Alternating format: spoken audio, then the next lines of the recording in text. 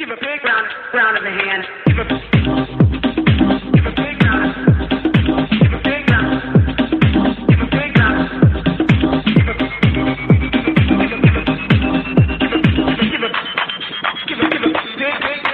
round of the hand. Give a big round. Give a big round. Big round. Give a big round. Give a big. We could have homes on separate coasts, go dive in Greece with squids. Could have been so bleeping rich, but instead we had kids. They won't smile for a photo, they won't eat the food we choose. That's why we're heading to the Parents' Lounge to drown ourselves in booze. Every day we're more exhausted, we haven't slept in years. They hit me in the nuts so bad, my eyes filled up with tears. And yes, we'd like to fake our death and go off of the grids, but the truth is we are softies and we truly love our kids. So join us every Tuesday night to laugh at all our pain. Evening in the Parents' Lounge is the cure to staying sane.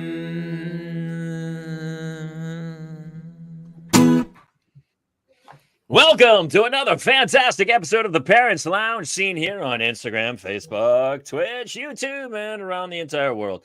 We are excited for a very, very fun show tonight. It has been a while. Our old friend is back.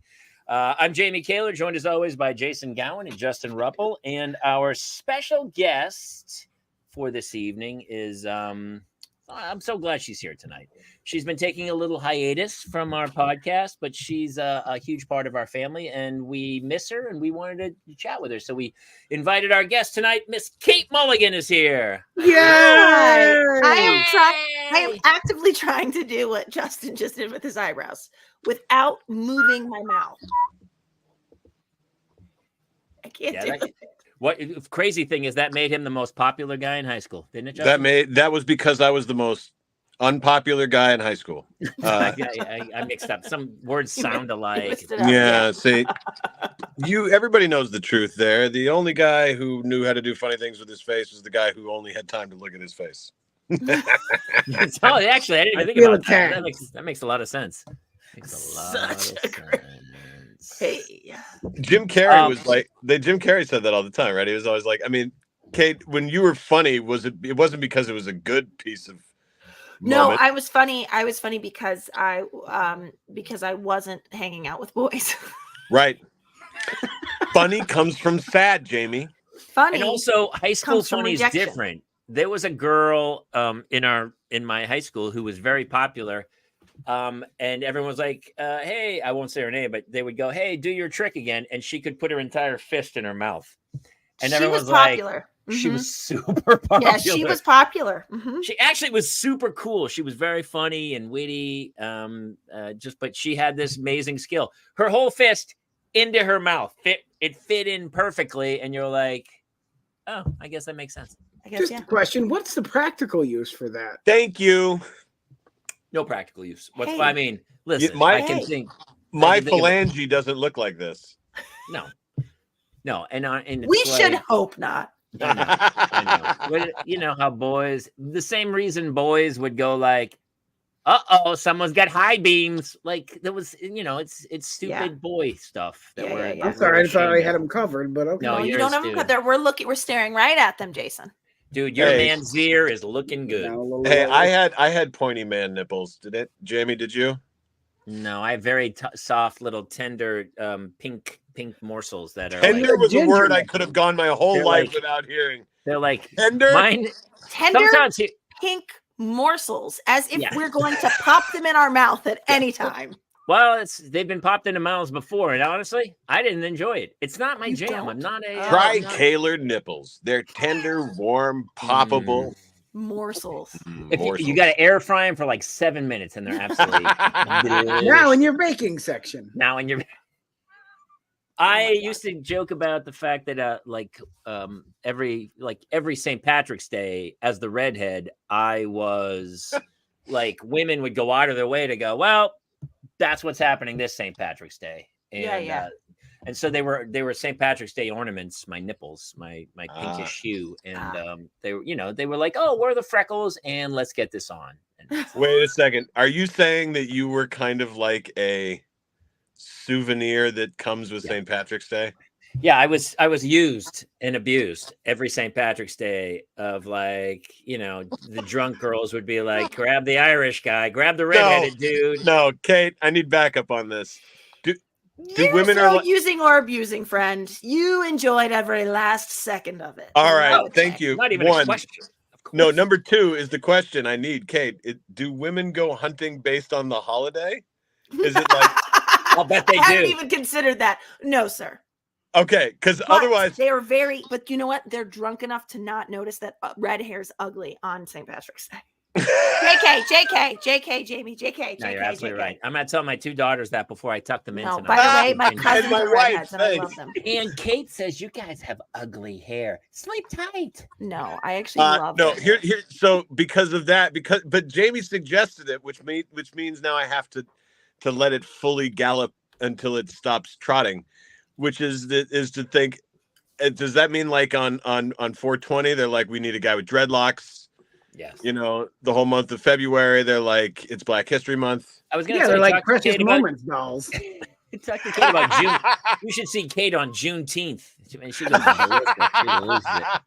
By the way, there will not be a better joke than that tonight because Jamie knows my history, and let me tell you, Taylor, that one, June faded. He hit the. So we're in Mulligan, your month. how are you? Tell us about your life. We missed you so much, and what's funny, Kate? When every week you're not here, people come into the show and they go, "Is Mulligan here?" And we go, "No," and then they leave immediately. By the way, I have to say hi. I see Brandon's here. Hi, Brandon, honey. How are you, Brandon? He's one of the few. He misses Still you in every animation time. school, I believe. He is. Jason Gowan's here. Medium on that guy. Narcolepsy 27. Rudy, what's up, Rude? Where's Jobo? Is Jobo Joey around? Steelers. Love that. Jobo usually comes in a little later. Yeah, Jobo's still getting baked right now. He's not ready yet. So. Oh, Jobo, but also, what about Steph Hansen? Is she showing up these days? Not if you're not here, she's not here. She's not here. She No. came for you. In our defense, when they ask about you, and when we say you're not here, and they ask why, we say you. Yeah. And we make it very specific. Okay. So that feels aggressive, if I'm being honest. Yeah. Right. I'm going right at the listener. The listener's like, why? And I'm like, because of you. Because of you. Like, like when your parents were like, why are you getting divorced? Because we don't love you that much anymore. Or I'll know everybody's age based on if they know this commercial or not. I learned it by watching you, Dad. Oh my God. Oh yes. That commercial was so poignant. The finding of the drug bin underneath he was the bed. like a character out of Guess Who. The dad was like bold with like, I feel like he had like a must. I gotta look him up, but I swear to God, he'd be like, if you got that card for Guess Who, you're like, damn it, they're gonna figure this out immediately. Not only that, but he got the second. If I'm not correct, he got the second comment too, didn't he, Kate? I learned it from watching you. I learned it from watching you. Yeah. The dramatic second line. Yeah. Brings it home. It really settles it in. Hey, by the way, you talk to parents and they always say the same thing. They go, the kid always goes, "Are you getting divorced because of me?" And the parents always go, "No, it has nothing to do with you." And then I would argue that kid grows up, has kids, and it goes, "Oh my God, it had everything to do with me. It had a lot to do with you." And it wasn't. Here's the deal. Yes, every divorce is a child's fault. I don't. I'm going to tell you right now, no truer words have ever been spoken. It is absolutely the child's fault, but it's not specifically because of that child and that child's behavior. It's because those two people were not capable of co-parenting a human.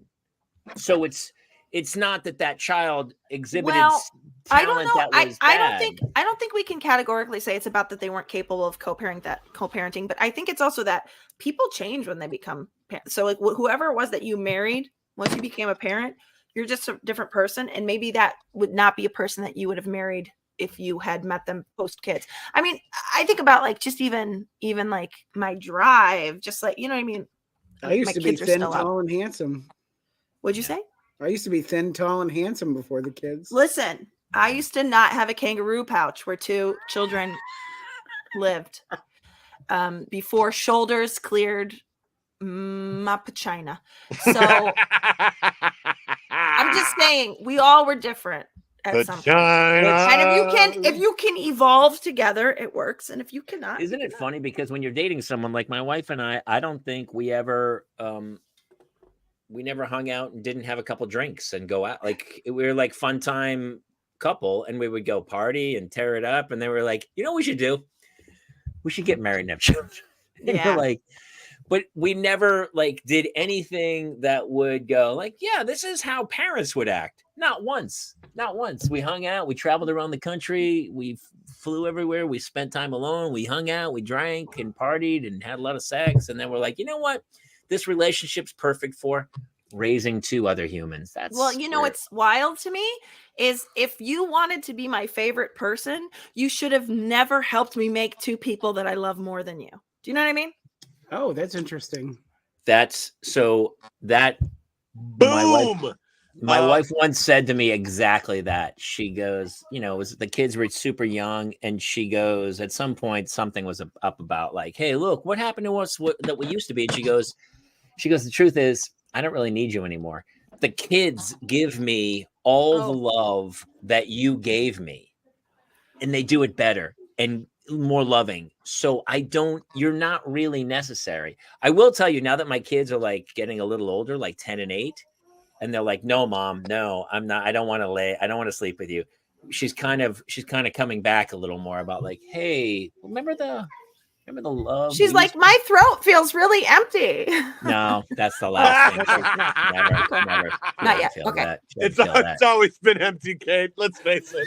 Maybe if I send the kids to boarding school, I mean, maybe if the kids were like away for like a 3-month period, her throat may feel empty. By the way, I also think it goes. Oh, go ahead, Kate. No, I'm sorry, Jason. I was gonna say, I just feel like it goes both ways, though. I also feel like Dickie would be like, "Oh, I'll 100% save the children." When he's like, "You are the first off the boat. Whatever boat is sinking, you get off first." I'm just saying. I think it goes both ways. I think we both are like, we love something more than each other. Can I just tell you how much I needed this conversation right now? To remind you not to have 2 children with 2 of your wives. Today on my Instagram, on one of my stupid little videos about making something in the air fryer, I said the only reason I get to do this is because I don't have children. And I ate something, and someone made a long diatribe about how pathetic my life is. They're like, wow, of course you would be eating children's food because you secretly long to have children. Sad, pathetic. I'm sorry. I'll say a prayer for you. Wait, was it Donald Trump? Because sad, pathetic feels like a Donald Trump. Came to me. Either Donald Trump or possibly Kaler. It was me, and I meant every word of it. You sad, pathetic man. You. By the way, before this show, I air fried chicken nuggets and French fries for the kids. Attaboy. And I made myself a giant salad, and I air fried tofu and I cut up a sweet potato fries that are waiting for me. I'm with Ruppel. You had us until sweet potato and sweet potato fries. Yeah. Did you see my face change? No. Really? Her reading my face was. We could go back and watch it in real time. You take the sweet potatoes. You slice them up into French fries, and then you put oil and salt on it, and then you air fry it. People, you know what Justin and I like to do? We like to get a bag of Ore-Ida frozen crinkle cut, maybe the crinkle cut fries. That's what the kids had. Get those. Hey, you know what? Potatoes definitely better than the sweet ones. Okay, you know why? You know why? Mm-hmm. Because guess what? It's my America. People are. Yeah. I honor my people, the Irish people, by not doing sweet potatoes. We had a famine. We died over potatoes. That's right. Can I tell you? Thank you. That's right. Can I tell you? I will eat a potato every day for the rest of my life. Preach. F those sweet potatoes. They're not real potatoes. Those are lion potatoes. They're potatoes in rouge. You know what I'm saying? My kids put lipstick on a potato, if you know what I'm talking. My kids will not eat tater tots. Is that weird? That's weird, right? No tater tots. Do you know what's so funny? My kids also won't do it. And I've gotten to be like a person who now gets hungover on weekends. That's how much I drink on the weekends. Sure. And which I was a pro. I don't know why I lost my status, but there's nothing like a McDonald's hash brown. What on thank you, Rob. Can I tell you? I just went to McDonald's for the first time in like 7 months because I've been trying not to be so disgusting with my food habits. And one of the things I noticed is it's not McDonald's anymore. Have you got? I mean, you guys are parents, you know. I tried to. So here's what I ordered: a McChicken sandwich, Okay. a medium Diet Coke, Okay. and a medium fry. Okay. Back now, I remembered this being in my mind about $7. Okay, I knew where you were going with this. We also a mile away, dude. Mile away. This meal, I know at what it was. McDonald's. 12.18. $4.99 for the damn chicken sandwich. Yeah. Yep. $2.60 for the Coke, and $5 for the fries. I'm Fries are like, $5. Yeah. what world am I living in, McDonald's? Happy Meals still really cheap. Oh, so you Happy can get them Meals- young, hook them Happy young. Meals are actually pretty. Well, what they're doing is here's what the Happy Meal does. It's So a you think cheap it's to shot of catch a predator. heroin Go ahead, to Ben. train that kid. Train them so for that later. they Yeah. shop as an adult. Of course, it's the It free works shot for of me. It's heroin. still working on me. Also, Mulligan introduced me to the app a year and a half ago, and it has caught. If I don't accrue points, I feel empty inside. I don't go to the drive-through if I don't have a free reward waiting for me. Oh Wow. I Oh, do. so I also- you're using the app, is what you're saying. Oh, Oh, if you're not, absolutely. you're throwing money away. you're just throwing money away. Oh. I don't. gotta- So they eat went Starbucks. McDonald's. They They went went Starbucks. Starbucks. Yes, in a big way. Oh. They did. I don't think I've paid for one of my quarter pounders. Every time when I get my kids their meals, I don't think I've paid for a quarter pounder in maybe a decade. No, I kidding, had I'm no just idea kidding. because I've never used the app, but I need to. Right. All right. Also, So Taylor- what you're saying is, yeah, they just went full Starbucks. Yeah. By the way, Kayla, there is not a world in which you can convince me that you are somebody that will download the McDonald's app. You are too bougie for that. No, I I'm don't going to care. do it. I take my kids there probably twice a week. We've talked about this before. I worked at McDonald's. That was my job when I was 16 years old. My senior year of high school, I worked at McDonald's for 1 year. Do you hate it, or do you hate it now? Like, do you have an aversion to it? I've never eaten since. I ate 1.7 million cheeseburgers. Actually, my thing was a quarter pounder with cheese, and I'd Yes. have the chicken sandwich every now and then. I ate a million of them, and then So they hung one of the letters up because of you. yeah, Like, one letter. I got the B in billion. I have never eaten there since. I've had a Coke, but I'll order. And honestly, I didn't take the kids there until they were like, I want to say 6 or 7. And I was back with the grandparents back east, and they took them, and I caved. I had said, I'm never doing it. I don't really eat much fast food anyway, but I haven't eaten at McDonald's since I was 17 years old. Was it because of that? No, I don't know why. It's not my jam. I don't know. Is there Not any me. fast food you eat? You're an in and out. He's guy, like, aren't you? does Shake Shack I'll eat In and count? Out. I'll Shake Shack, In and Out. I'll eat. In and Out's good. Listen, Yeah, In and Out. In and Out's In and been Out the should not be in the same. category. It's I by the way, know. it's not that fast. So I don't It's not. think it should be in It's the not. category. No, I agree. No, what it is predictable. I've I had don't eat this- that much fast food. Yeah. So Me for my too. health, Oh, reason, Stephanie Hansen has returned. I ingest so much alcohol that I try to offset it by eating super healthy. So see, I will die at the exact age I should have died at, but the alcohol would have taken me back 20 years, and then the healthy food pushes me forward 20 years. So I'll still die at the exact same moment I would have died. see, I have so much extra crap to give out because I don't drink. Mm. That Wait, Ruppel, are you sober? oh no, it's Yeah. not He's not like really a I drinker. used to drink. It's not my recreational drug of choice. He does Is other weed? things. He does. It's cannabis, but yeah, it's Yeah. like but like alcohol. You can hang, Ruppel. You can hang. Well, You see, can here's the stay problem with party. that. Yeah, see, the problem with alcohol is like when I like something, I want to do it a lot, and alcohol Mhm. comes with like you get more and more drunk, whereas Yeah. cannabis, like you kind of level out. That's about as high as you can get, and once You're you not get a wrong. certain amount in your system, once you get a tolerance up, you're like that's about as high as you're gonna get. Whereas alcohol, you can black out every night, and you get calories too. So it's like, That's great. Well, I will tell you, I'm not great at not snacking when I am Right. high. sure. oh So man. I also ingest. I mean, I also. You got to ingest be some sneaky calories. with snacks. You got to like cut up a watermelon or something and put it in the fridge, and then you go and do that. There's The not a extra work. world. There is not a world in which I am high and I'm like, I'm gonna eat that watermelon I cut up. So good. Try it. You got to do it ahead of time, but you have gotta to do it No, ahead. no, I will You gotta plan it literally out. leave my house to get a pack Yeah. of Cooler Ranch Doritos. It's not. There's not a world. I could. Oh, you're right. I should cut up some celery. Yeah. And Trust when me. I Here's want what I do: is I cut up the watermelon and then I put it on top of the carrot cake, and then I shovel the whole thing into my Okay, face. that. Oh you man, know, gonna if be I fine. lived All in right, listen. LA, We I only would have be Mulligan for Grubhubbing- 9 more. We only have Mulligan for 9 more minutes. because she has to go to bed. Just is that really why you're leaving? So hey, listen. Partially. Listen. Like It's been a minute. Yes. You are the PTA master.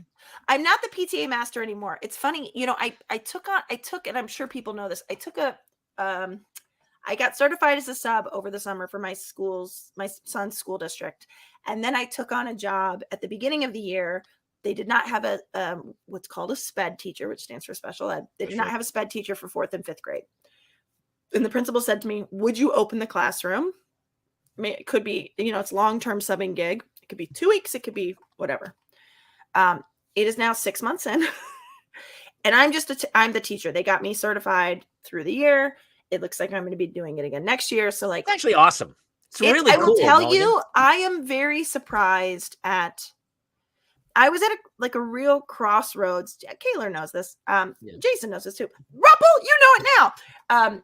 I was at a real crossroads, like around the time we were going to Sayre, where I was like, God, I feel like I should be doing this performing thing, but also like people always tell me I'm good with the kids. Like, and this just so happened that my husband was on strike from May of last year until whatever it was of last year. And it just so happened that I was like, well, someone should get a job. So I got the subbing job and now I am a full-time certified SPED teacher.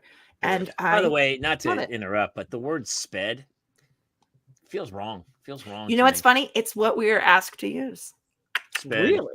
It feels like that feels like a derogatory term. Like, that dude's a SPED. Like, Well, obviously, look at Ruppel.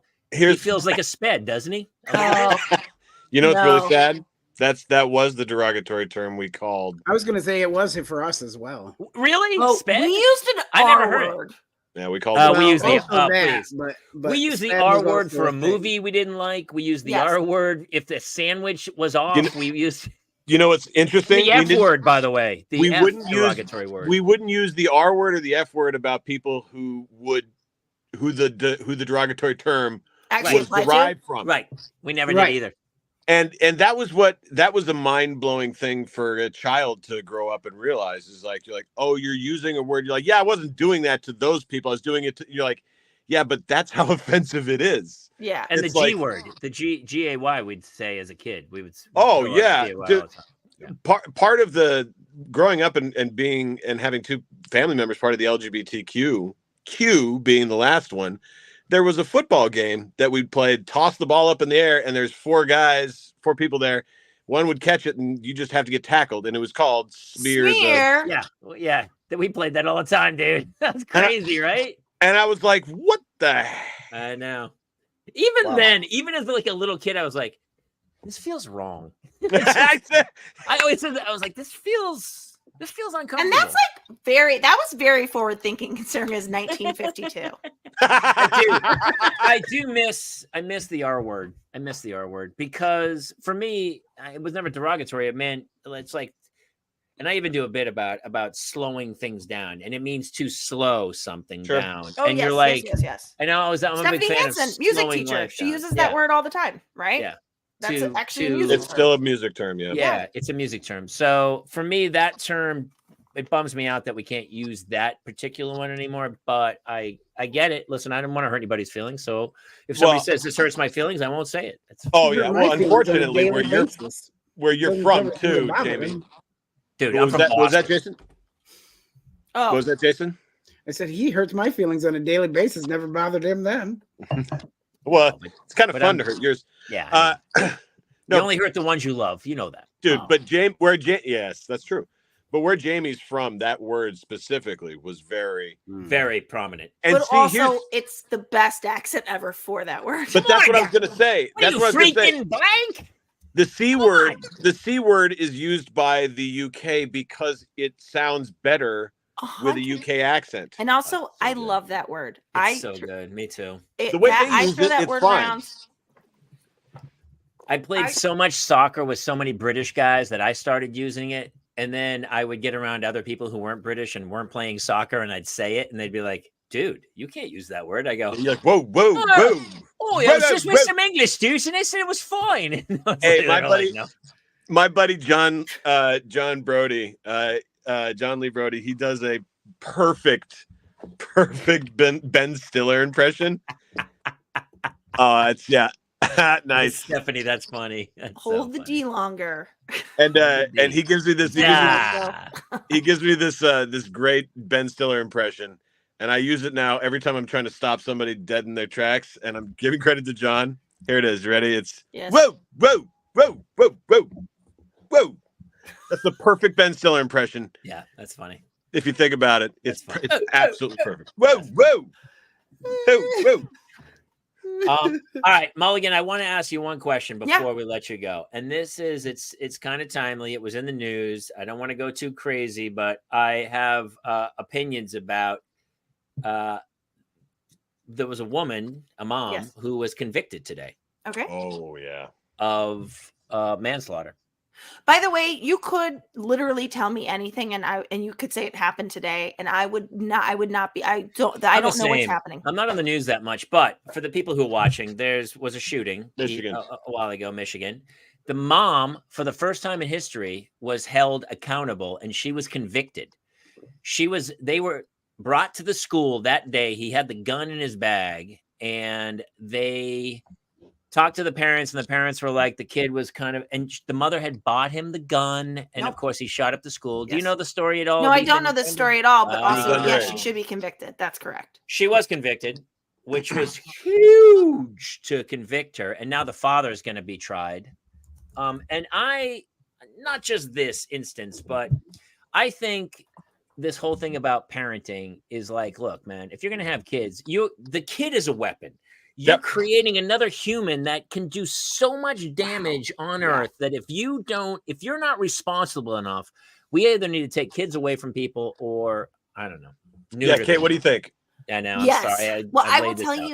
I will tell you, we had something sort of upsetting happen over the holiday break where I really don't want them to hear this because I don't want there to be like a psychosis that gets involved in this. But the younger son, sort of no warning, in the middle of dinner while the boys were laughing about a joke, cold cocks the older one,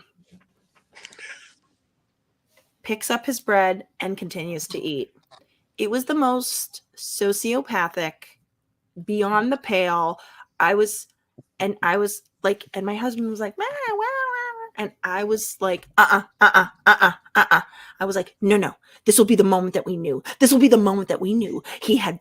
And I took it so far, and like probably the truth was somewhere in the middle, which is like, this is absolutely behavior we have to pay attention to and punish. And we took away all of his Christmas gifts, and he had to earn them back. He had to earn them back one by one with kind words and gentle body and good behavior. And he did. What was there? What instigated it? Quite literally, that's the psychotic thing. Literally nothing. Literally, they're sitting at my parents' dinner table. We're all together, and they're laughing about something. And he's like,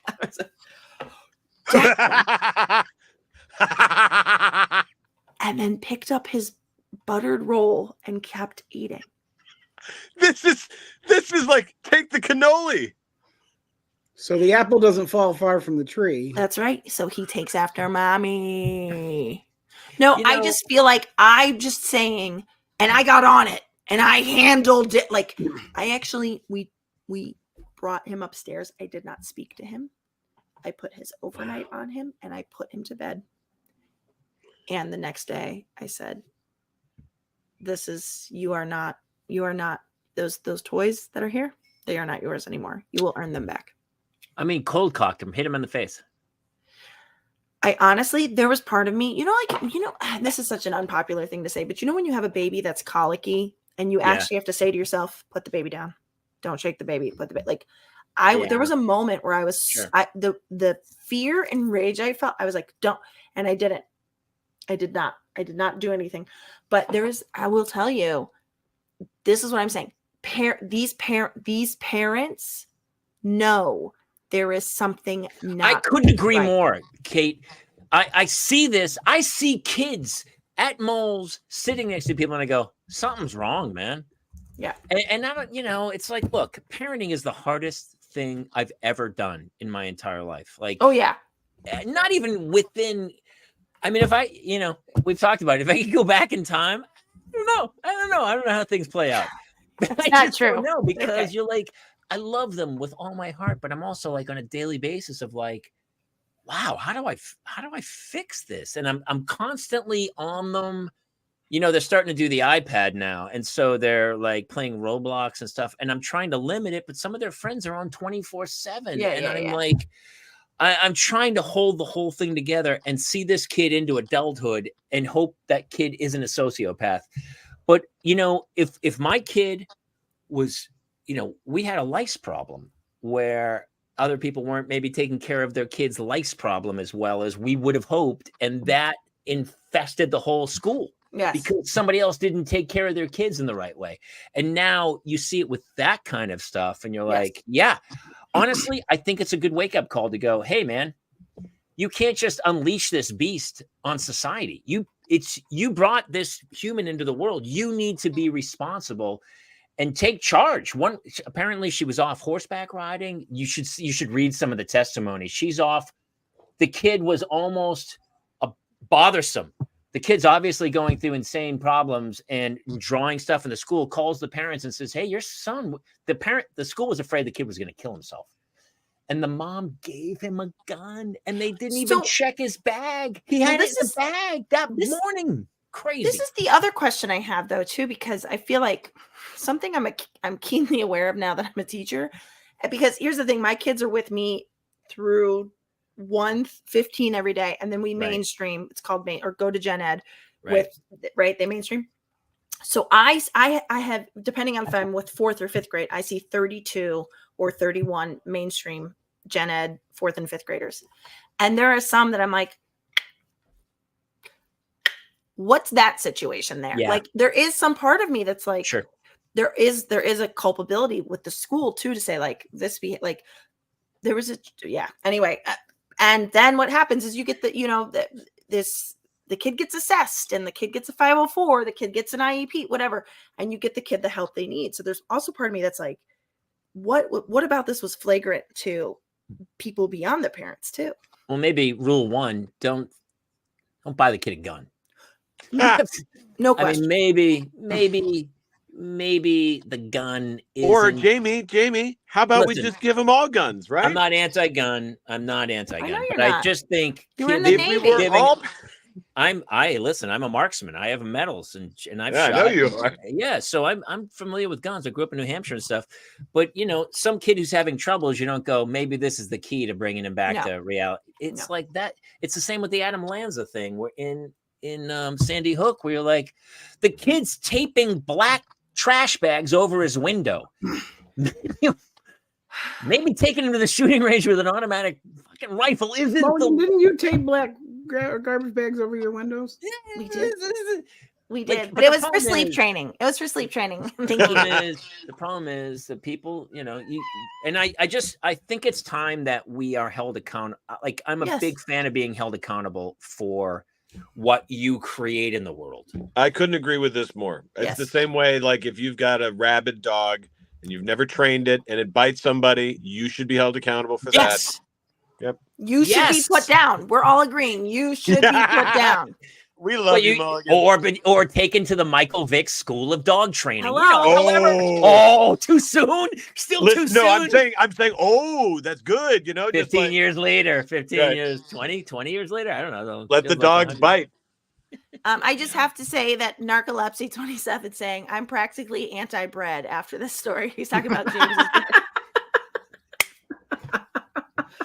Listen, we really need it. good. We need, I know we're I keeping know. Mulligan a couple minutes over, but we got to go out on a happy, Yeah. happy subject about it. So it's honestly, I was so excited. And what's funny is we texted you early this morning. I didn't hear from you for hours, and I said she's teaching.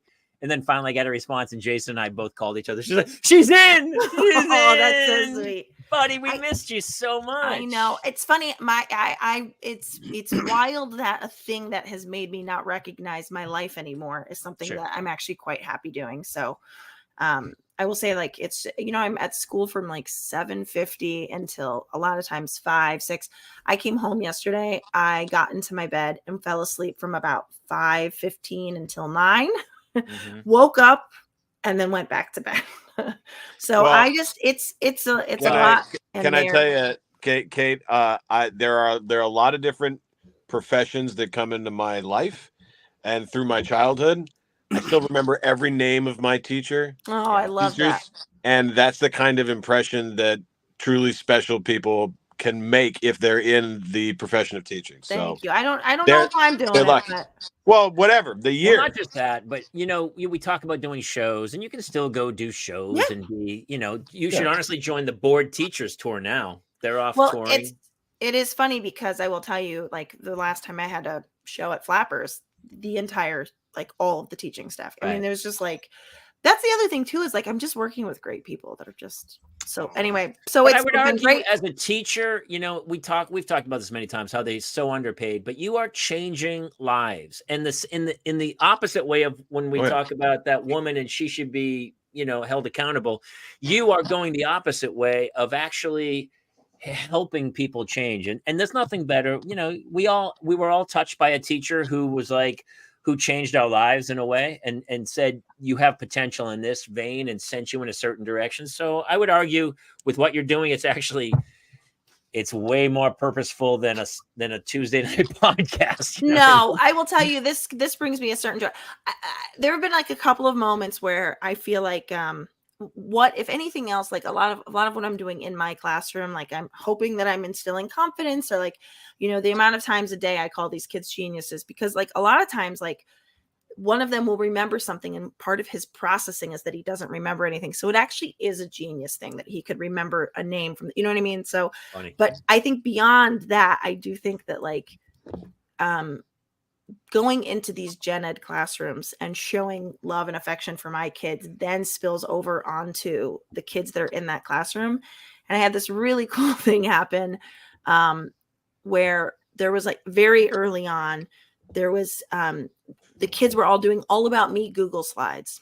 And one of my kids, like at the end of one of the slides of one of the gen ed kids, there was like a song. They, like, not Rick rolled, but like they put like a cat, and it was just like a, and one of my kids stood up and was like, just dancing. And so I was like, not gonna let them dance alone. So I got up and I was dancing. And then every kid in that classroom stood up and was doing the dance. And then I started crying. And then the gen ed teacher was like, I guess I don't know this dance. And then I told him later, I'm like, you don't know that dance because they did it to support him. Right. And it was like, I've seen so much of that happen. And that's the stuff that I'm like, well, I can live off of that memory now. It's Jamie, it reminds me of that when you talk about the flight taking off. It made me think about that story. Too. It made me think about the airplane story a lot. And it's those moments in life that you go, oh, this is really what life's about. Yeah. Mm-hmm. Yep. And just like saying it, like, honestly, can I tell you, these kids are saying yes and I'm like, so I still do improv. See, there you go. Oh, they're far more likely to do it too, because they got more courage than the average person. But you're changing their lives. They'll remember this. They really will. Well, I don't know. My kids do have processing issues, so they may not remember it past tomorrow. But that being said, well, you are in the imprintable time of their lives. So if there's going to be a chance for them to remember, this is it, baby. This is it. Now listen, will you come back again? Of course soon? I will. I will tell you, this ended up. Tuesdays are actually a really good, the kids get, it's early dismissal, but then a lot of times it's like a 4-hour staff meeting after. So this happened to be a good one. This was like a 40-minute staff meeting, and I had already planned my classes for tomorrow, so I got home and I'm good. So Well, you just take that nap from 5 to 7 and you'll be good. that's all right. That's all right. All right, listen, we're going to let you still get go to because see we already each of you. kept you 10 minutes longer Yes, than we yes, wanted We to. missed you, Kate. I miss I you guys. know. Love you all. And the rest of the audience is going to leave right about now. No, they're anyway. not. They're going to stay because you guys are charming and Stephanie lovely. Hansen. Bye-bye. Listen, Kate Mulligan, we love you. Thank you so much for Bye-bye. coming on Thank and you. playing. Love you guys. Bye-bye. We'll talk to you soon. All right. Bye. Oh, she's still here. Huh? Okay. Oh, get her out of there. That's just good. Oh my I gosh. did. God, that warmed my heart. That's good. It is funny, we sit here. I'm talking to a lot of guys in showbiz now too. Like we came up and we worked from like the 90s to it's been 30 years that I've been doing acting in Hollywood. And a lot of the guys I work with are, maybe aging out of stuff, maybe bored, and they're starting to move on to different things. I know a lot of guys who become teachers, and going on to other professions. And I think it's really rewarding and cool because, you got to find what drives you. And it's when she told me she was going to be a teacher, I was like, I knew it was going to be a perfect fit for her. It does feel right.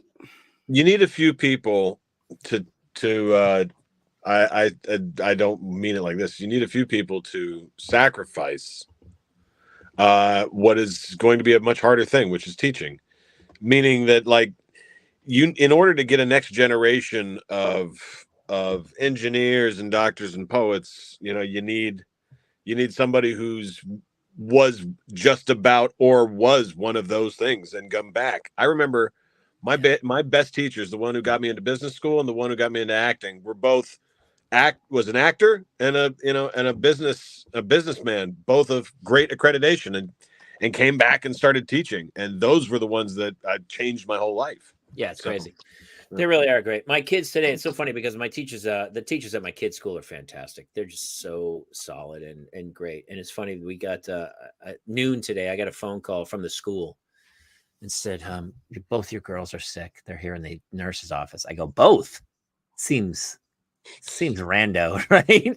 And so I find out later that Hannah ran into Claire at recess, and Claire was like, I don't feel good. And Hannah was like, don't worry, I'll take care of you. And Hannah took her to the nurse's office, like, we don't feel good.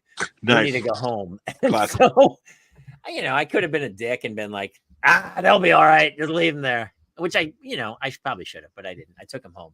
So I go, I pick them up, I bring them home right after lunch. They're only supposed to be there for like another hour and a half. I get all the way home, and the both of them immediately like, hey, can we use our iPads? I go, no, dude, you're not using your iPad. Like, you're not coming up. I go, the problem is if I let you use the iPad, I'm training you to go home, try to go home early every day because that's what you want. So I change and I say, actually, I'm going to let you use your iPad. And I put them on this program. It's an IXL, it's called, and it's all math. It's really hard. It's like, it's school basically on your iPad. And I just lock them away on their iPad and made them do like numerous IXLs to learn math and English. And they were not happy about it, which makes them, they're going to stay at school next time. Trust me. But at 3:05, right when school would end, my phone lit up. I started getting all these text messages. Daddy, it's 3:05. Daddy, it's 3:05. School's over. Can we just play on our iPads? Please, please, please, please. 4 pages of memes and texts and please, please, please, please, please, please, please, please, please, please, please. And I was like, it's just at a point now where they are so addicted to their iPads that I don't really know how to stop this cycle at this age because the dopamine is just surging and it's not their fault. It's made. Well, we had, let me ask this, because every generation has this is going to kill them. This is going to hurt them. It's bad for them. TV. It was ours. Ours was all three of us. Nintendo video games was ours. Video games. I was going to say, Jason and I are old enough that they had this conversation about our Segas and Nintendos and stuff like that, where they were like, they're playing it for hours and hours. From the second they get home, they're just, right? And the irony now is that the video game industry bypassed the movie industry. By far, billions and billions and billions. Right. So my parents were like, get them off the damn video games. And ironically, I didn't really invest much time in it and didn't get hooked on it. And now there's a whole industry that I'm like completely almost left out on. now I don't, that's not the same with the iPad, maybe, but there is an argument to you're doing the right thing by giving it to them sometimes, because it's going to be I mean, it's part of not their going life. away. Well, Yeah.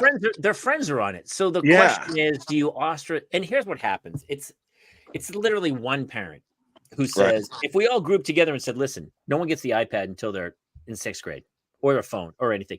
There's kids in 3rd grade with phones. And so, you know, my kid's like, can I have a phone? I go, you're not having a phone. No way are you having a phone. No way, dude. One kid has an Apple Watch so they can text their parents. I go, you don't need to text me. Don't worry. When school's over, I'll be there. If I'm not there, just wait. I'm a-coming. Like, there's no reason to contact me. And so, but the problem is, all of a sudden that one kid, somebody else gives in. And so all of a sudden there's 3 and 4 kids and there's a clique who are on Roblox who are talking to each other. And so you're like, well, do I ostracize my kid and say, you can't do that? Oh. And then, you know, then they go to school and the other 4 kids are like, oh my God, blah, blah, blah, blah, blah, and they're off on their own and your kid's kind of isolated. And so there's this weird fine line of like trying to let them be part of everybody, but also not let their brain melt. Yeah. I don't know what the answer is, but I deal with it on a daily, literally. My kids nowadays, they'll get up. Even Hannah got up at like 5 o'clock this morning, got ready, came up, woke me up and goes, hey, can I go on my iPad? It was like 6 o'clock in the morning. She got up extra early, she said, I'm totally ready, brushed my teeth and everything, and I'm ready. Can I go on my iPad? Like it's almost like a driving force in their life. Narcolepsy says we need to teach them to be responsible online from the get to. The presence there is dude, it's coming. Absolutely. I agree. It's coming. Well, I mean, that new Vision Pro, I mean, I have the sunglasses now that when I'm walking somewhere, I can say, hey, Facebook, what am I looking at?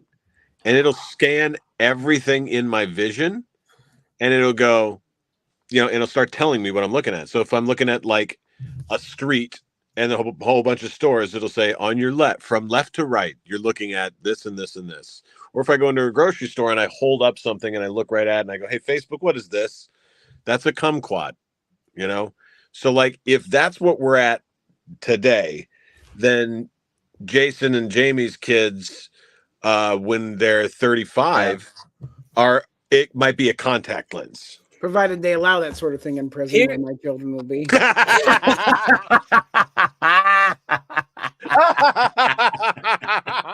The sniper attacks.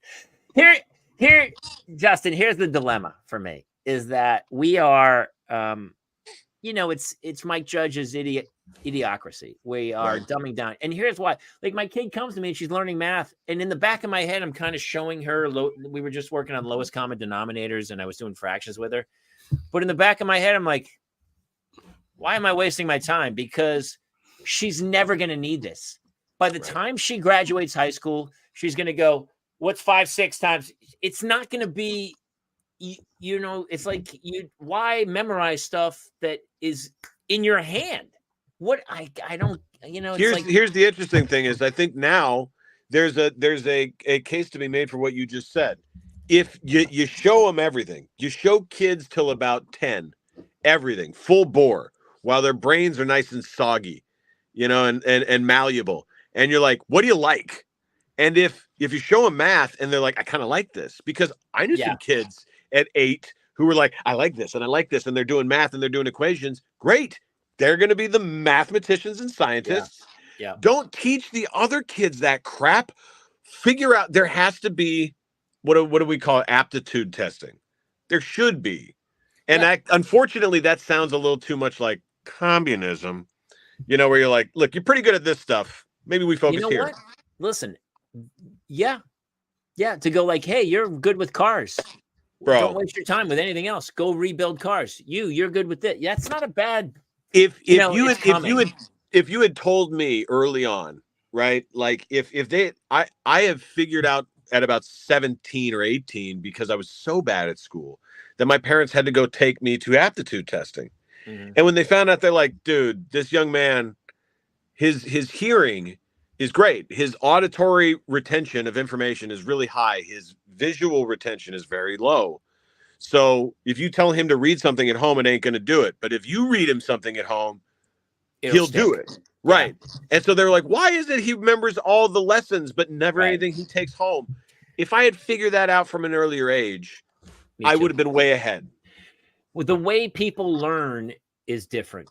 Yeah. You know, and absolutely. it's hard because you're in a school where they're trying to, maximize efficiency. But the truth is certain teachers aren't great at it. And one kid learns totally different from somebody else. Yeah. Yeah. I see my kids. It's funny because Hannah's doing, you know what she's been really digging lately? Sewing. And so we took her to a bunch of sewing classes. And she loves it, man. She's making pillows and all kinds of bags and crazy stuff. And part of me is like, I think this is the, like hands-on kind of stuff that I think is great for them. That's spectacular because if you can observe that, then you're like, look, for your stuff outside of school, we're gonna kind of lean towards things that is the aptitude. You know what I mean? Because she might get more thrill out of it, whereas like. That's what I'm figuring out now is that I enjoy the stuff. I would much rather invest time in stuff that I'm already good at than have to do the stuff. And from what I understand, the way we modeled K through 12 was because it was all about labor jobs. Learn how to take an order. Yes, ma'am. Yes, sir. Just do it. And it really wasn't about preparing students for the future of cognitive processing. It was just like take orders. Well, maybe we should like revisit that, Elizabeth Ponton Mosley, by the way, she's got to be a blue blood with that kind of name. She probably she's got a castle in Newport, Rhode Island on the cliff. Oh, Miss Elizabeth, welcome back, Ponton Mosley. She has a great point. She goes, I believe kids today come into the world knowing how to work computers where we had one computer in the whole. I didn't even have computers in high school. Like that wasn't even a thing when I was there. But yeah, that was part of the problem for me because I was trying to, I have a couple friends who are like, my kids are never touching an iPad. I go, dude, the iPad that's their tool. That's like saying my kid can't touch a hammer. Like that's what they're going to use in life. And so my kid wants CapCut right now. She's 10. And here's what's crazy. I'll have to show him one of the shows. My 8-year-old has been like making movies. And you know what's funny? I didn't even make them with her.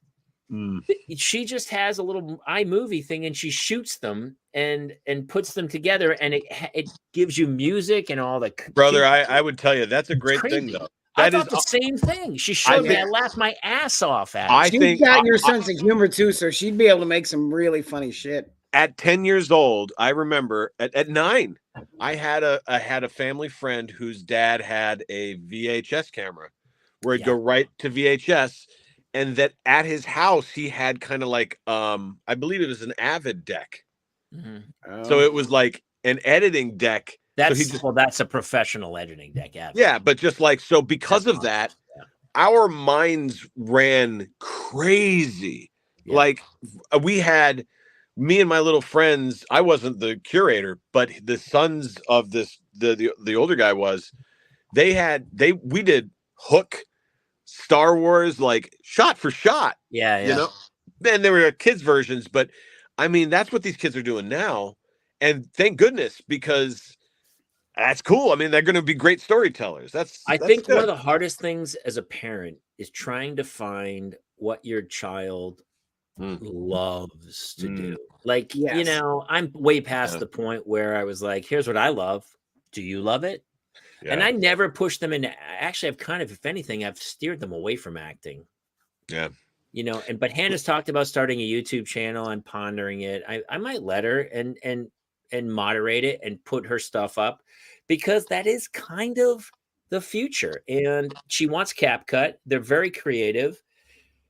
They do good in school. Their grades are I was always like, as long as your grades are good, I'll let you do whatever you want. And the grades I think it's really the balance. I think you nailed it. It's the balance of it's a little bit of a scary thing because when you're a kid, right? Yeah. You want something that's yours. You need support from your parents, but you don't want too much support because then it becomes more about them again.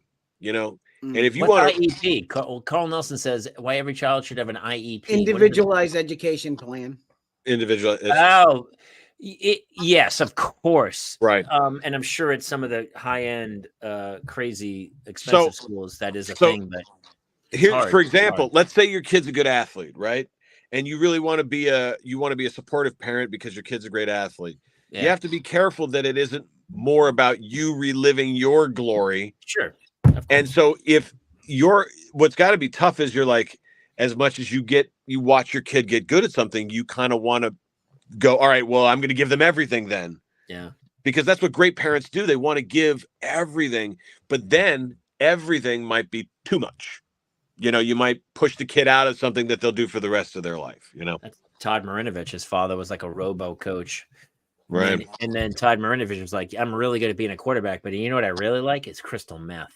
Bro, you talk about that court? Yeah, the USC? Yeah. Yeah. Boof. Listen, at the end of the day, we Yeah. talked earlier about being responsible for your kids and taking responsibility. Like if my kid ever did something insane, I would have to step up and be like, man, that's on me. I love when people are like, I don't want to be a snoop either, but I'm pretty on top of my kids, man. I know what's in their room. Let me ask another question as two parents who were former kids at 17, 16, right? Did you guys ever? I remember only one time in my life where, thank God, someone was there to stop me because I might have done something really bad as a kid. But was there ever anything at your developmental points where you were like, yeah, I mean, I can see I would have been dangerous, or I might have? Without a question, I was dangerous. Yeah, I was headed down dark paths for a while. Yeah, me I think too. I've talked about this before on here. I mean, I was a cutter in high school. I was, I attempted suicide numerous times, and What brought you back? What was the light? I found a group of friends who were just a much different, lighthearted, who understood me and kind of steered me away from the darkness that was at home. And it turned a lot of that stuff around. Right. Jamie, you had some darkness at home, but was it like a dangerous thing, or was it like? No, I was horribly bullied. I remember being like, I just remember, just hard times, man, of like that kind of stuff. Not maybe as rough as that, but but it's like, back then your parents were they were a little more, parents today are definitely more on top of what kids are doing. Although then you see the news and you go, I guess they're not. I guess they don't know what their kids are doing. Maybe not, yeah. Dude, I'm going to tell you, it's the most overwhelming thing you've ever, like, you think, I was like almost 50. My life was locked and loaded. I had everything. I knew what I was doing.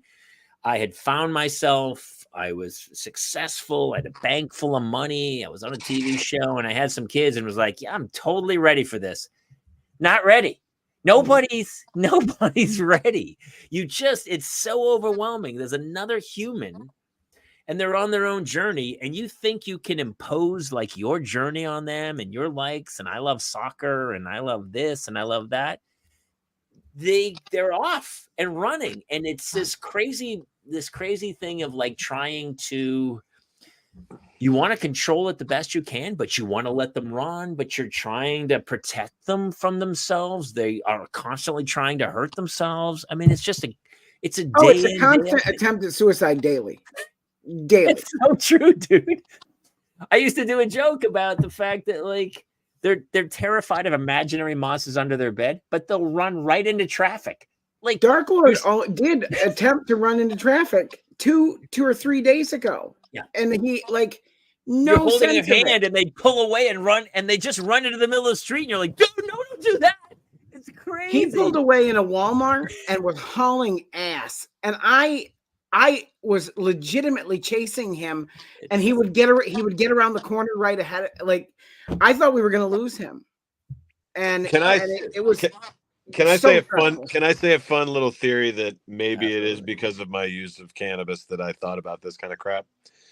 But it's my theory that kids are so reckless and courageous because there's a part of their brain that's still connected to some other universe or meta timeline in which they were like, oh, it's round 2. Oh, it does continue. Maybe. And so when they come back, when we come back. The reason we're running 100 miles an hour and spinning in circles until we vomit and eating anything that we can pick our hands up and on is because, holy crap, why wouldn't we? It's a, like it's a second time around. Of course. Oh my God, I can't believe we landed back here, It would except explain my children's notions for violence. well, I mean, it's in a little bit of a Groundhog Day scenario. Like, oh, I woke up and I'm a baby again. Woo! Like. It would be great if that was the case. That would be super great. I think it's just because they just don't understand that life is going to end yet. They don't. Or maybe they do. But they have maybe they do. They have no consciousness of their mortality. But sure, right, sure. They also don't have a consciousness of my mortality. Oh, I'm starting to feel it. I'm starting to feel it every day when I wake up and I go, "Why is my shoulder hurt?"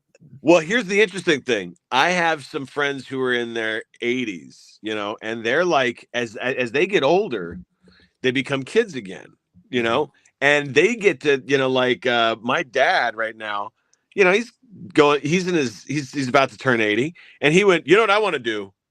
Heroin? Fly a helicopter. Oh, helicopter pilot. I I meant helicopter. What? And he's like, yeah, that sounds like fun. I was like, that's a 9-year-old thing. That's the reckless thing. It's coming back. And I'm like, maybe at the beginning and the end, it's kind of that, I don't know. It's just a fun thing. Sunshine when Alan Arkin's character tries heroin at like 80 because like, why not? At this point, what's the difference? And I feel that way about that very much so. God, I want to do an Arkin impression so bad. I've never learned how to do one. Good. He's so good. Hey, I have something very serious I need to talk to you guys about. My wife has this. It's been going on since we've been married, but she has a terrible affliction. She feels don't laugh. It's not funny. My wife has a terrible affliction. Jason, listen, guys, what is wrong with you both? Nothing.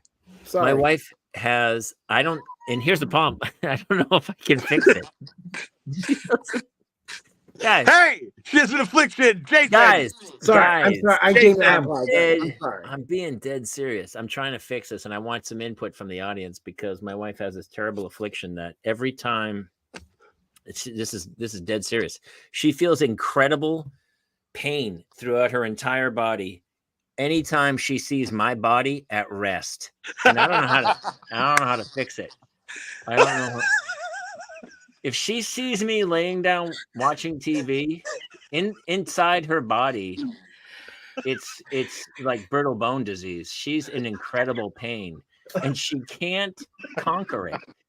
And I don't know what to do. So now, like a lot of times, if I'm in the house laying down watching TV and I hear the garage door open, I just jump up and look busy, not for my sake, but so that she feels okay. I'm doing it for her. Do you see I'm picturing her come in like this. Just say, hey, Jamie, are you? Oh, he's on the couch. Oh, I'm gonna tell you right now too. The pain it's magnified if I'm watching a movie I've seen 100 times. Like if I'm, let me hit B.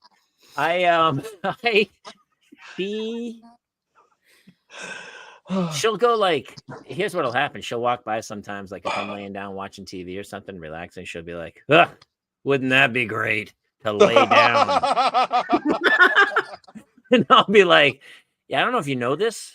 You can lay down too. It's not proprietary rights. I didn't like, I haven't paid for this. I just, you know what I did? I just fucking laid down. I was tired. I laid down my body. And she was like, wouldn't it be great to just lay down and not be worried about something at the moment? And I go, that's a you problem. I can't fight that at all. I don't think I'm alone in this situation. Am I the only guy on this planet who's feeling that way about it? I'm not even allowed to just breathe quietly in a corner anywhere. Like, she's like, dude, sometimes she'll be like, you watching this again? Yeah, I'm watching Casino again. I enjoy it. Do you play the same album over and over again? Yeah, I'm watching. I don't know what to tell you. Oh my god. Set that up pretty nice. That's going to be a bit. That's going to be, I'm going to start running bits again. I remember we used to run bits. We all the used to time. do that all the time here. Yeah, Oh, absolutely. that was So really great. That's a solid bit, right? That's coming.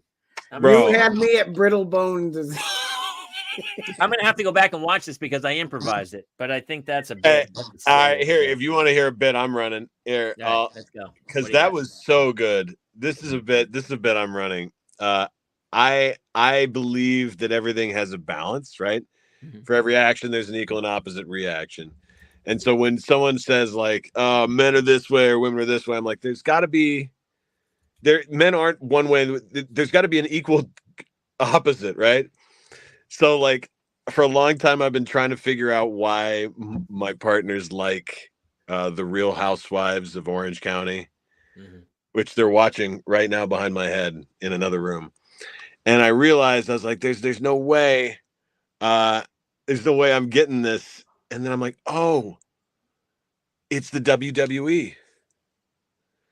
The Real Housewives opens up with last week on World Wrestling Entertainment. And it'd be like, get over here, brother. You know, like there's some sort of conflict from last week.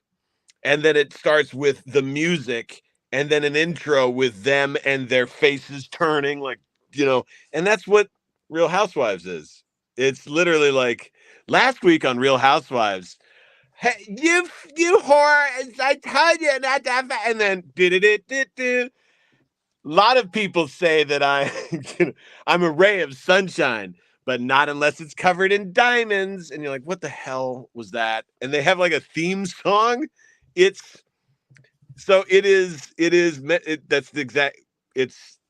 There's an equal opposite. It's the same. Yeah. It's the same template of entertainment of like, I married you. Why did I marry you? And there's podcasts about whether or not it's real. You know what I mean? I think that's the button on it to go. And by the way, it's as real as wrestling. Like that's funny. It's as real as but there's still podcasts going. You know, they really this week they really destroyed each other. I'm like, dude, they're friends. They're friends. I think they're more concentrated on their tequila brand than they are about the. Oh, absolutely, yeah. I don't want to put the show on blast, but one of the girls' favorite shows, the reality show they love the most. A couple months ago, I was in an airport. I was at LAX, and I was like, is that the cast of that reality show? And at the time, this reality show cast was fighting, and they hated each other. And I sent kayfabe. There it is. Biloxi Housewives and mud fights. Hold on. Jason, can you write that down? Every kiss begins with kayfabe. Every kiss begins with kayfabe. Do you guys know what kayfabe is?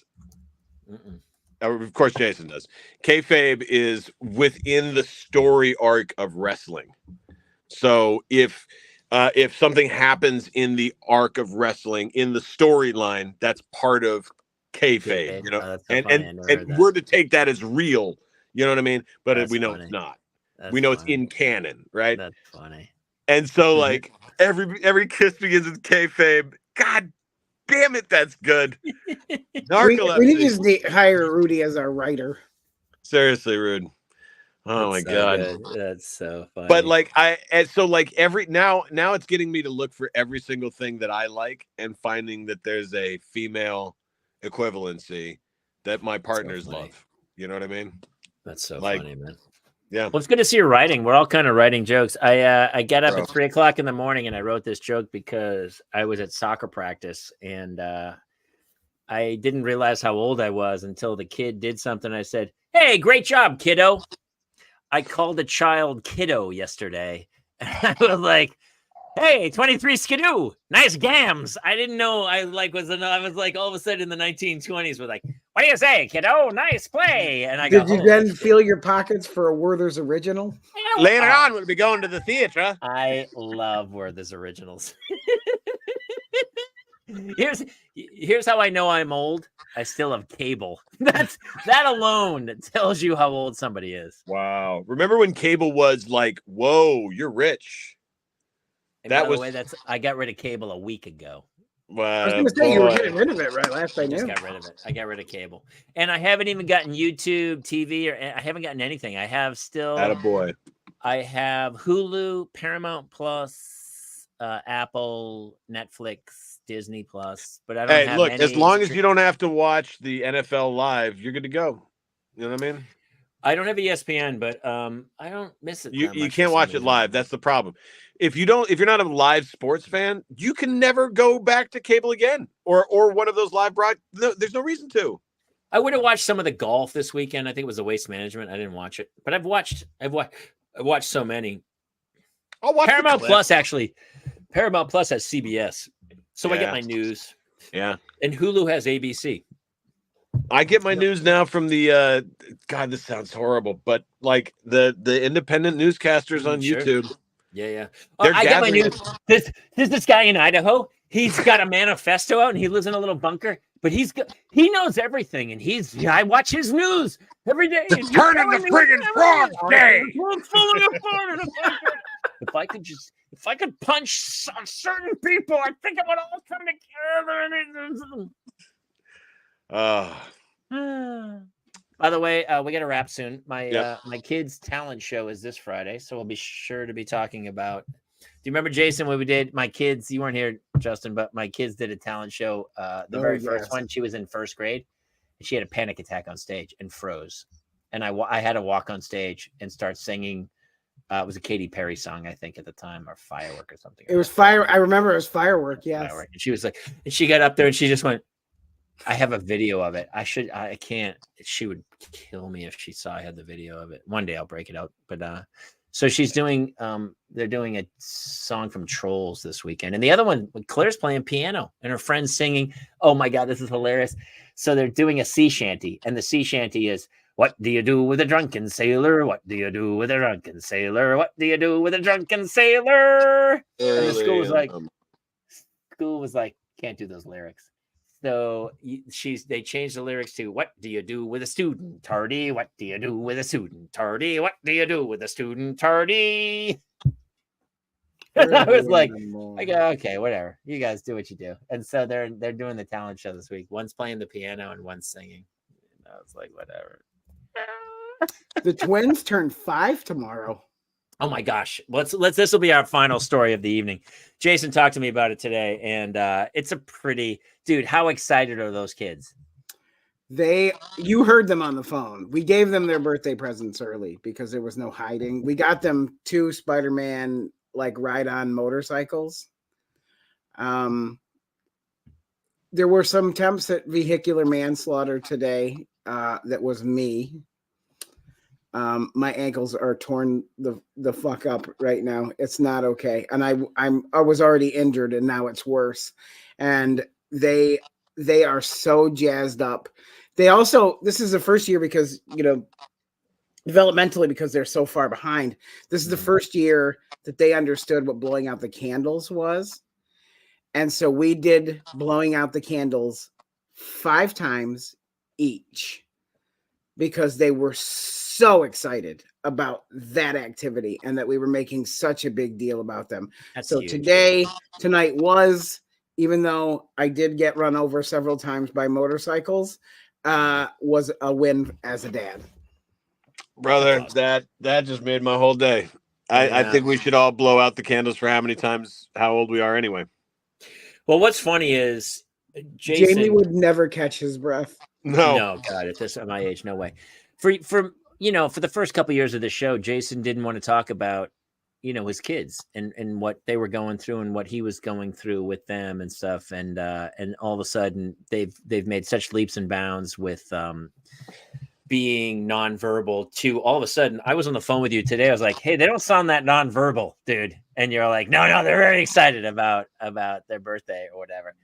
And it's funny because you've been kind of posting a little bit about it to share with people. And it's amazing the outpouring of love from all the audience members who are either going through the same thing or kind of getting it to a degree to go like parenting is hard enough. And then all of a sudden you're dealing with this thing because you posted all the videos of them with the little book with the pictures and The stuff, and it was textbooks, yeah. heartwarming. Yeah, and it's so huge thanks to all the audience members who have really come on and supported Jason, and in your own way, you've kind of helped them get through this crazy thing, because I everyone feels like was they're on their own really journey. hesitant early on because I never wanted to feel like I was like prostituting out my kids' disabilities I know. for content. And like it took me a really long time to kind of realize that there are a whole lot of parents out there who have no idea where to turn. And if I introduce an idea that they didn't know about and it helps even one like parent find a way to help their kids, I am all in. There is we should all remember that sharing our struggles is just as important as sharing our successes, because chances are there's somebody not as strong as you are, not courageous enough to share the struggles, that needs to hear that somebody like you made it through. You know what I mean? Yeah. And like it's a good message, because so much of us is, we're always told like, hey, only talk about the good things, or only talk about the, don't. No. You got to share, because someone out there is going through exactly what you're going through and thinking that they're the only one. Yeah. And that's how we felt. I mean, that's really there's nothing worse than that, man. Because once you realize that there are, because of the odds of how many people there are, millions of people going through exactly what you're going through. Oh, the weight off your shoulders is huge, man. That's kind of what stand-up comedy taught me. Is there were certain jokes back in the day. This is a crazy story, but one time in the back of O'Brien's, no audience showed up. I was with Jason Galern. I was with a few guys, like 6 of us. Not one audience member showed up. And so what we said is, everybody get up and tell their worst crazy ass stories that are not jokes. And so we all got up and told like horrible, terrible things about our lives. And I got up and I told about the one time I was so drunk one night, I fell asleep with a pint of chocolate fudge brownie and I was eating it. And I never told this on stage. I was so embarrassed I had done this thing. And so I was eating chocolate fudge brownie, but I fell asleep halfway through the pint. And when I woke up, there was a giant brown puddle on my chest. I just woke. I was on a couch. I was covered in brown puddle. And this is crazy, but the first thing in my head I thought was, oh no, I've shit my chest. That's what I thought. Just for a brief instant. So I told that story in front of 5 other comics, no audience members. And I don't know if people have ever laughed harder at anything I've ever said. They were rolling so hard. And all my friends to this day were like, you have got to put that in your act. That is, and I go, dude, it's so embarrassing. And they go, everybody's done it. Everyone. And so I put it in my act, and it ended up closing my first album. Attaboy. Because I would do it on stage. And the first few times I did it, I was so embarrassed, but people were like, done it. Been there, done it. Everybody had done it. And I was like, as soon as I realized that anything any of us have ever done, everyone's done. There are 1 or 2 things that I've said on stage where I go, nobody, just me. I'm the only. Okay. Yeah, occasionally. And you have to tell those stories too. But you do. But our job is, you're right. Yeah. Your best material. I laughed just you getting to the shit. Oh, dude, you're right though. Your friends are right. It takes a long time to realize that, because it feels like we're weak humans, man. We've all done horrible, terrible things, and as soon as you can laugh at yourself, like that's what I think we're losing in this society. Like there's certain people who have run for office who can't take a joke, and that's my biggest gripe with people is like, if you can't laugh at yourself, how can you laugh at other people? It's so annoying to me, because we're all weak. We're all barely hanging on. And you see, that's exactly right. My favorite people are the ones who are joking about themselves. Yeah. Who know they're wrong as much as they're right, if they're lucky. Yeah. We're most of us are mostly wrong, occasionally right, but mostly, that was not the right decision. We're trying to fit in and be the best we can. That's all you can do at this point. And it's like, to be, if you can't laugh at your foibles, it's like even the celebrities, like, oh my gosh, Taylor, someone made fun of Taylor. Shut up. She's a jillionaire. If you can't laugh at yourself over everything, I'm sure most of them are going to laugh. That's the thing. Don't be offended for other people. Yeah. That's a big thing. Boy, it will all be doing a lot better if the joke that felt like it should make somebody else sad or anxious, you look at them and if they're laughing, maybe you don't get offended. Did you watch American Fiction? Is a movie. It's up for an Academy Award. Jeffrey Wright's in it. He's a teacher. And he's and he went to He's an African American teacher, and he's teaching a book that has the N-word in it. Mm-hmm. And this white girl in the front row of the class stands up and she goes, "I'm so offended." And he goes, "If I can get over it, you can get over it. Let it go." And she storms out of class. And I was like, "Oh, that is so telling of this era." Oh, can I tell you? I was just in Enid. Well, it's not just this era. Well, it's all age groups in this era. I don't even think it's not a generational thing. It's this time frame, which is if you don't have anything else constructive to offer, then your offendedness is something to offer. Yeah. And that just triggered me. Just what you said just triggered my emotion. I'm triggered because Jamie got triggered, and it made me. Well, listen, triggered. I'm about to double trigger. I'm about to double barrel trigger. I can't get triggered again. I was in Enumclaw, and my buddy Tim was opening up for me, doing a killer job. He was crushing. Tim has limited use of his arms because he was born with a rare birth defect where his arms were backwards. So a lot of the stuff he's talking about is his disability. But if you're behind him, he'll kill you. Right, exactly. He's great. Just like right. Exactly. Yeah, he'd love that, right? He's immediately. So all of his jokes are about him being handicapped. And he was like, maybe if I just went to work for the special education school, but no one took me seriously as an educator. They thought I was just going to school. And that joke got a white woman in the front row to stand up and go, "You can't make fun of people with disabilities." And he literally has two hands and he goes, at this moment, he goes, "You're kidding, right?" Like he's like, what am I supposed to do? I have a disability. Dude, I can't even. It's listen, the pendulum's gonna swing back. The next Animal House is coming. Trust me. Yeah. Shane Gillis, who got fired from SNL, is going to be the host of SNL. So they're like, okay, well, maybe. And Bud Light is like, all right, maybe we made some mistakes. And sponsored by Bud Light, right? Yeah. And sponsored by Bud Light. They were like, hey, we're sorry we canceled you. We're going to give you the world now. So, yeah. Oh, God. The whole thing's crazy, dude. Listen. Yeah. We got to roll, but I just want to say thank you to everybody for 1 month away, guys. When we hit March, everybody, these live shows are going to be behind Patreon, which is really, really easy to do. It'll mean that your great questions and your great comments will get more attention. Yeah. And also it makes it so that we can, get out of my closet.